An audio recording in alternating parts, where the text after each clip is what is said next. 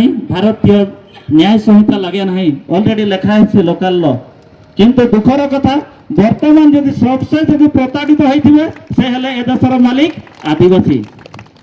ପ୍ରତ୍ୟେକ ଦିନ ଗୋଟେ ନ୍ୟୁଜ ଚ୍ୟାନେଲ ମାନଙ୍କର ଦେଖିବ, ପ୍ରତ୍ୟେକ ଦିନ ଗୋଟେ କାହାକୁ ମାନେ ଗୋବର ମଣିଷର ଯୋଉ ଆମର ଯୋଉ ଗୋବର ଇଏ କରାଉଥିବ ମଣିଷ ମାନଙ୍କର ଯୋଉ ବଳାତ୍କାର ରେପ୍ ତ ସୁନିଶ୍ଚିତ ପ୍ରତ୍ୟେକ ଦିନ ଗୋଟେ ଗୋଟେ ପେପରରେ ବାହାରିଥିବ। କ'ଣ ପାଇଁ ହେଉଛି?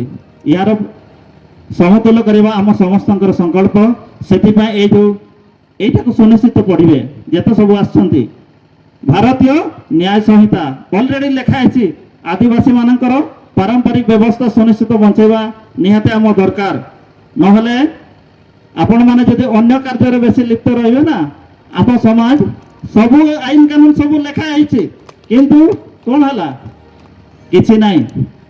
ତ ସେଇଥିପାଇଁ ପୋଲିସ କାନୁନ ମଧ୍ୟ ଆଦିବାସୀ ଉପରେ ଲାଗେ ନାହିଁ।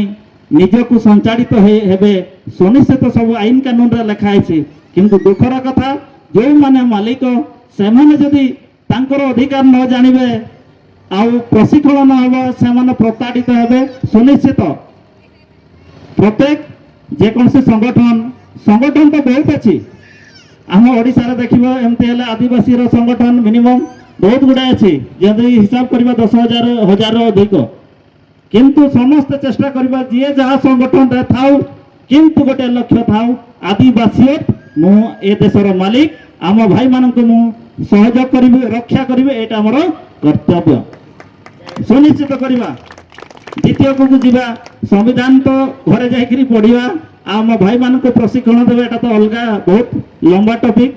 ଆଉ ଦ୍ୱିତୀୟରେ ଆସିବି ବର୍ତ୍ତମାନ ଆମର ଯେଉଁ ଜମି, ଭାରତର ଆଦିବାସୀ ହେଲେ ମାଲିକ ଆମେ ସମସ୍ତେ ଜାଣିଛୁ, ଡକ୍ୟୁମେଣ୍ଟରେ ଲେଖା ହେଇଛି। ସବୁ ବ୍ୟୁରୋକ୍ରାଟ୍ସ ଜାଣିଛନ୍ତି, IAS IPS politician as every peoples know that, ସମସ୍ତେ ଜାଣିଛୁ। କିନ୍ତୁ ଦୁଃଖର କଥା ସବୁ ଯଦି ଯେତେ ସବୁ ବିସ୍ଥାପନ ଆଉ ପ୍ରତାଡ଼ିତ ହେଉଥିବେ ସେ ହେଲେ ମାଲିକ ଆଉ ଆଦିବାସୀ। କିନ୍ତୁ ବାସ୍ତବିକରେ ଆମେ କହୁଛୁ ମାଲିକ, କିନ୍ତୁ କ'ଣ ଅଛୁ? ମୂଲିଆ ହେଇକରି ଅଛୁ। ଯେତେ ସବୁ ରାସ୍ତା କାମ, କନଷ୍ଟ୍ରକ୍ସନ କାମ ହଉ, ଯେକୌଣସି ଇଣ୍ଡଷ୍ଟ୍ରି କାମରେ ଖଟୁଥିବେ ବେଶୀ ଆଦିବାସୀ। କ'ଣ ପାଇଁ? ୟାର କାରଣ ହେଲା ସମସ୍ତେ ଏବେ ବି ଆମର ସ୍ୱାଧୀନ ହେଇନାହୁଁ, ଏଇଟା ମନେ ରଖିବା ଦରକାର। ସ୍ୱାଧୀନ କେବେ ହେଇନାହୁଁ। ଆମରି ଲୋକ ଅଛନ୍ତି ରାଷ୍ଟ୍ରପତି, ଆମରି ଲୋକ ଅଛନ୍ତି ପ୍ରଧାନମନ୍ତ୍ରୀ। ତା ପରଦିନ ଗୋଟେ ପେପରରେ ବାହାରିଥିବ ଆଦିବାସୀ ଭାଇମାନଙ୍କୁ ବଳାତ୍କାର କରାଗଲା। ଏଇଟା ଆମ ପାଇଁ କେମିତିକା ନ୍ୟୁଜ୍? ଶୁଭ ନା ଅଶୁଭ? ଆପଣମାନେ ବିଚାର କରନ୍ତୁ। ତ ବହୁତ ଦୁଃଖ ଲାଗେ। ପ୍ରଥମ ଦେଖିବା ବର୍ତ୍ତମାନ ମୁଁ ଯିବି ଆମର ଜମି ସମତା ଜଜମେଣ୍ଟ। ଆଦିବାସୀ ମାନେ ଏ ଦେଶର ମାଲିକ ସମସ୍ତେ ଜାଣିଛନ୍ତି, ମୁଁ କହୁନି ଖାଲି, ସମସ୍ତେ ଜାଣିଛନ୍ତି।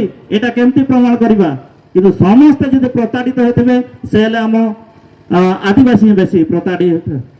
ଗୋଟେ ଗୋଟେ ଜାଗାରେ ଦେଖିବେ टाइगर प्रोजेक्ट विषय रे जो परिचालन विभाग रे जो प्रथम जदि आमर विस्थापन होचंते आमर आदिवासी डैम नारे जदि विकास रे डैम नारे जदि जल योजना नारे जदि जल विकसित करबा संचित करी लोकन को पठाइबा से नारे जदि होचंती आदिवासी कोन पई काहे के हमें फाइट करनु से विषय रे सेटा पई हला बहुत संघर्ष करबा को पड़ी थाए खाली एमितरा ऐसा नहीं। वर्तमान देखिए पंचम अनुसूचित अंचल सार कहते जे अनुसूचित अंचल कहले पंचम अनुसूचित अंचल जो जो जार माने केंद्र सरकार को राज्य सरकार 1 इंच मध्य जमी नहीं समस्त आम जो कहले एटा सरकारी जगह अरे खुद भाई आदिवासी मैंने ए देशर सरकार किंतु आपण मुहर कौन बाहरी पड़ू एटा सरकारी जगह नहीं जा एटा मोर किसी दरकार नहीं ये जो भ्रांत धारण करवा बहुत दुखर कथा किंतु ये जो लिखा है गोटे गोटे सुप्रीम कोर्ट जजमेंट अच्छी 11 जुलाई 1997 सुप्रीम कोर्ट समता जजमेंट लिखा है आदिवासी अनुसूचित अंचल पंचम अनुसूचित अंचल एक सरकार 1 इंच नहीं किंतु विकास नारे आम मान को विस्थापन करुछि ता भीतर आंदोलन करिवार देखा जाए नहीं।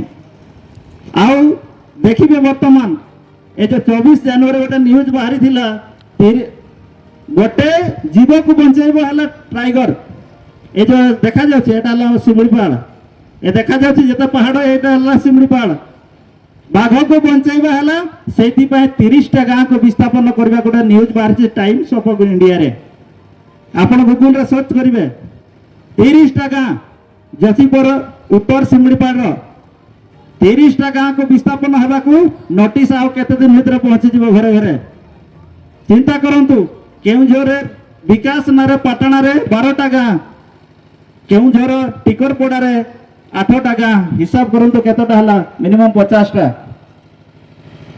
ए जो एटा कोन पे होछि ताले एटा को सॉल्यूशन बाहर करबे हले हमको ग्राम सभा को सदृढ़ करबा को हबो संकल्प करबा को हबो जदि विकास करा होछि आदिवासी माने कोन जीवन हंती जदि आपण माने टाइगर को बंचाइबे भलो कथा आ कोन से अलग जगह नहीं जीव जंतु को बंचाइबे कोन मयूरभंज केउझर रे एटा कोन ठीक जदि आपण जदि प्लांट बसौछन्ते एटा ठीक किंतु जो जगह रे जनबसति नहीं से जगह रे करंतु समस्त भलो उपलब्ध हबो किंतु से जगह न हेकरी सामानक सरकार दृष्टि एमती गोटे जो प्लान करा है मनीष आदिवासी मनीष नुहंती हरिण बाघ ए माने सॉरी आदिवासी जीव नुहंती तांको दृष्टि आईन कानून सब अच्छी आदिवासी जीव नुहंती बाघ हरिण एई माने हेले जीव सेति पय जेते सब हमर बंधु माने आछंती सहयोगी बंधु माने आछंती जानी रखंतु विस्थापन नारे आमर आदिवासी मान जो प्रताड़ित करुछंती बहुत दुख लगे देखंतु गोटे जो काली परदिन होइतिला गोटे जाजपुर घटना आदिवासी भाई मान को बड़ी देले आदिवासी को माटी ऊपर कारखाना हला पुणी आदिवासी को लात करा जाउछे गोइठा पिटा करा एटा कोन पय सेति पय जे बंधु जेते सब आछंती आदिवासी